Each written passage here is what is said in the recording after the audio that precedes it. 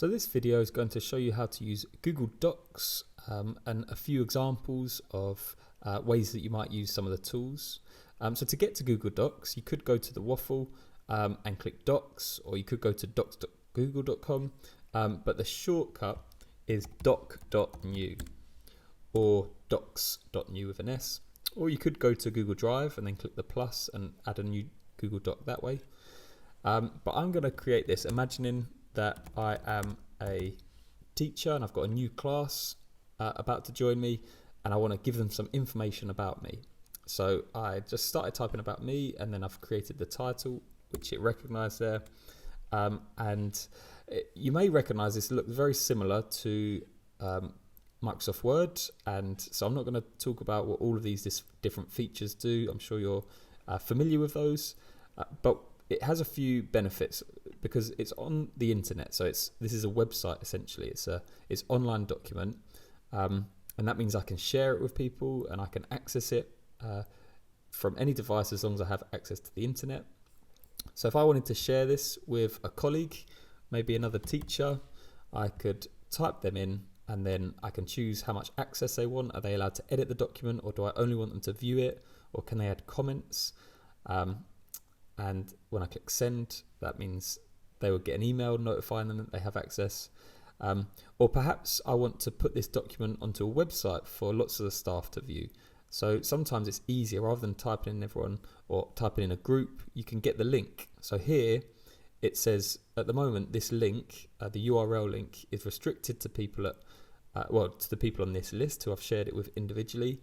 But you can change it so that anyone in your organization, so who has the same email address after the @ symbol, can access it, either viewing or commenting or editing. So I'm going to keep it on viewing. Or if you want, you might want maybe parents or other people outside of your organization to be able to view it if they've got this link.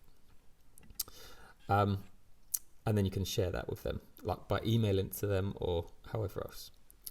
So I think I want to tell my class that I like football, especially Ronaldinho was my favourite player. And I want to add a picture in, so I could open a new tab and do an image search for Ronaldinho. But down here, there is an explore button. And what this does is it looks at what you've got on your document and it gives suggestions of things that you might want to include. And it actually has some pictures of, well, people who aren't Ronaldinho. But anyway, there's a picture of Ronaldinho, so I'm just going to drag that in. And maybe I want to add a video as well, just to show them, how good he was. So I might just go to Ronaldinho, find the video from YouTube, copy the link. Now, if I want to, I wonder if I could have just done that here. No. Anyway, if I want to, I could just post the link here like this. So watch it, but maybe I don't want this big ugly URL link in the middle of my document. So a nice neat way to do that is to highlight a bit of text that you want to be the hyperlink. So for example, his name, and then you could use one of the icons, or you could right click and go to add link somewhere. But the shortcut Command or Control and K is really useful. Then you can paste the link in there and it kind of hides it underneath the text. So now whenever you click that, it will show you the video. And even this is a new feature, you can watch the video inside. Oh, very skillful. Inside the doc. That must be a new thing. So hyperlinks are really useful. That also works in Gmail, and it works in lots of the other Google tools where you can just use Command K, and it's a shortcut I use probably 20 times every day. So next I want to check, I don't really have time to watch this video and check it's appropriate, so I'm going to get user 1 to do it. So I'm going to add a comment. So what I just did there is I highlighted a bit of the text or a bit of the document I want to bring my colleague's attention to, and I just want to say to him, I'm going to add him in with a notification by clicking @ and then user 1. In fact, I'm going to share it with user 2 and say, can you check this video is appropriate because I am too busy, or something to that effect. Now, when I click comment, that's going to send a notification to this user, but you are probably thinking, but I've not shared it with them. I only shared it with user 1. So now when I click comment, it automatically notices and it says, if user 2 at the moment, they can't view this document. So you're going to have to share it with them so that they can comment back. So then I can say, yep, that's fine, comment to them. And they'll get an email asking them to review this video. This is really useful if you're like, maybe you've got a long policy document and you want to ask different people questions about individual little parts of the document. You can just highlight those, tag them in, and then they'll get the notification in their email, and they can even reply directly in their email, I think. It's also worth bearing in mind there's not much point doing this with students if you have Gmail turned off like we do for our students, because I don't know how they'd get notified if they don't have their emails turned on. So now I've commented, I've tagged someone else to watch the video. Another useful thing about Google Docs is that it saves automatically. So if I close this tab and think, oh no, I didn't click save. Well, actually, if you go back into your Google Drive and you can go to recent, because you've just opened it, should be the top thing. And it's there exactly as you left it. Another really useful trick is if you close a tab or even 2 tabs, if you use Command Shift and T, it opens the last tab that you just closed. And again, that's a kind of shortcut that I use many times in a day. But what if you accidentally or maybe not even you, what if user 2 comes onto here and he goes and deletes some of your work because he doesn't really know what he's doing, and then closes it, and suddenly you open it and you think, oh no, it's gone.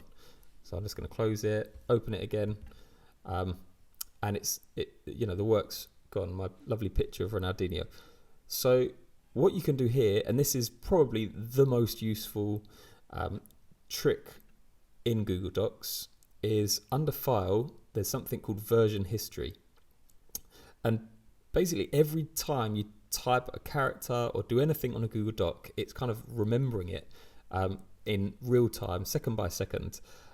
So you can go to version history and it will show you exactly when the document was created, and it will show you, if you click this arrow with a drop down, it will show you exactly what happened at what time. So I can go back to when I first started typing it, and I might want to restore that version, or maybe I can go to a few minutes later after I just put this picture in, and it's got a color next to my name here, and that correlates to whatever changes have happened. So if user 2 came on and deleted it all, it would show me who did that. Or if a few people have access to the document, I can find out exactly who's done that.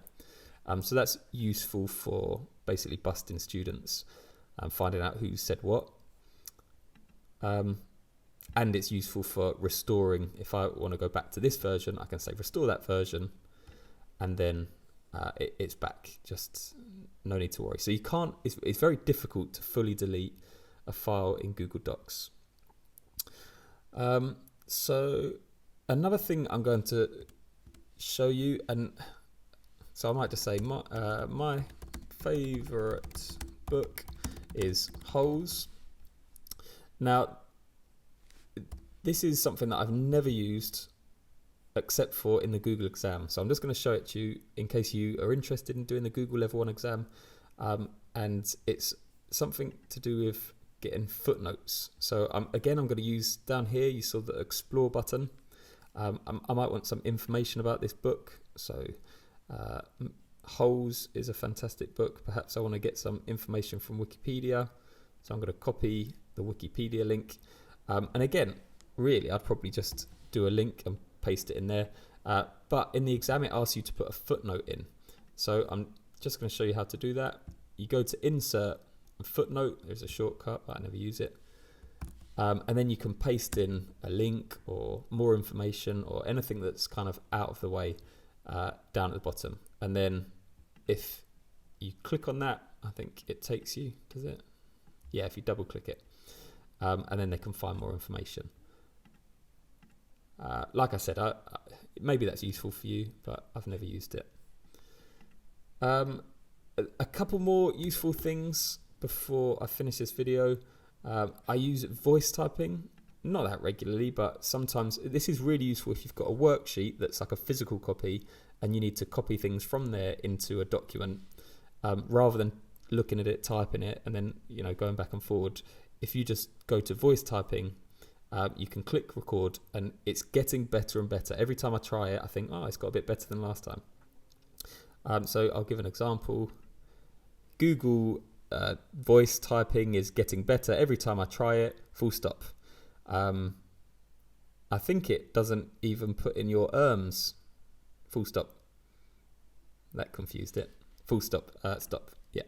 When you click it so it's not red, it stops recording. So it's not perfect. Sometimes it gives you a few options. It says, do you want to try this or that? But it is getting better. So I'm going to delete that.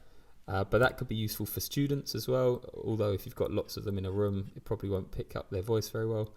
You can convert the language, so you can translate the whole document in one go for maybe parents who speak another language. You can find synonyms. So maybe that's not a very good word. Without having to go to another page, I can just go to find me some synonyms.